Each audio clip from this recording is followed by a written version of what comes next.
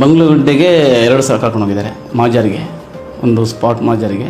ಅದು ಕರ್ಕೊಂಡು ಹೋಗುವ ವೇಳೆಯಲ್ಲಿ ಅಲ್ಲೇ ಒಂದು 3 ಒಂದು ಮನುಷ್ಯರ ಕಲೆಬರವು ಸಿಗುತ್ತೆ ಅಲ್ಲೇ ಪಕ್ಕದ ಒಂದು 10 ಫೀಟಲ್ಲಿ.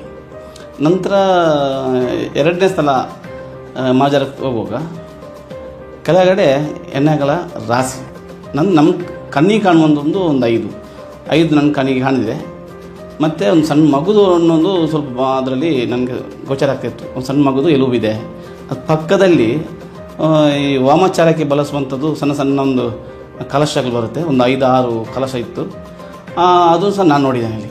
ಅದು ನನ್ನ ಅಧಿಕಾರಿಗಳ ನಾನು ಅವ್ರಿಗೆ ಹೇಳಿದ್ದೀನಿ ನಾನು ಈ ಥರ. ಮತ್ತು ಮಣ್ಣೊಂದು ಜರಿದ ಮಣ್ಣು ಏನು ಹೆಣ ಹಾಕಿದ ಪ್ಲೇಸ್ ನೋಡುವಾಗ ಮಣ್ಣು ಒಂಥರ ಇದಾಗಿದೆ. ಎಲ್ಲಿ ಆ ಗುಡ್ಡೆಯನ್ನು ಸ್ವಲ್ಪ ಜರಿದು ಹೆಣವನ್ನು ಮುಚ್ಚಿ ಹಾಕಲಿಕ್ಕೆ ಮಣ್ಣು ಎಲ್ದು ಹಾಕಿದ ಒಂಥರ ಆ ಪ್ರದೇಶ ಕಾಣ್ತಾ ಇದೆ.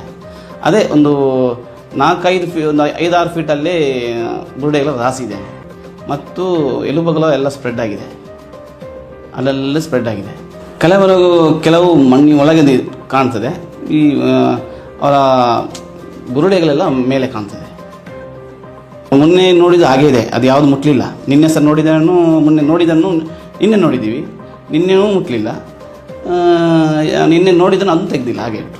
ನಾವು ನಿನ್ನೆ ವಾಪಸ್ ಬರುವಾಗ ಹೇಳಿದೆ, ನೀವು ಎಷ್ಟು ಹೊತ್ತಿಗೂ ನಾವು ಕರೆದು ನಾವು ಬರ್ತೀವಿ, ರಾತ್ರಿ 1 ಗಂಟೆ ಕರೀರಿ, ಫೋನ್ ಮಾಡಿ ಕರೀರಿ, ನಾವು ನಿಮ್ಮ ತನಿಖೆಗೆ ನಾವು ಸಿದ್ಧ ಇದ್ವಿ ಅಂತ ನಾವು ಹೇಳಿ ಬಂದಿದ್ದೀವಿ. ಚಿನ್ನಯ್ಯ, ತೆನಾಸಿ, ರಂಗ, ಸುಬ್ರಹ್ಮಣ್ಯ ಎಷ್ಟು ಜನ ಇದ್ದಾರಲ್ಲಿ ಅವೆಲ್ಲ ನನ್ನ ಹತ್ರ ಹೇಳಿದ್ದಾರೆ.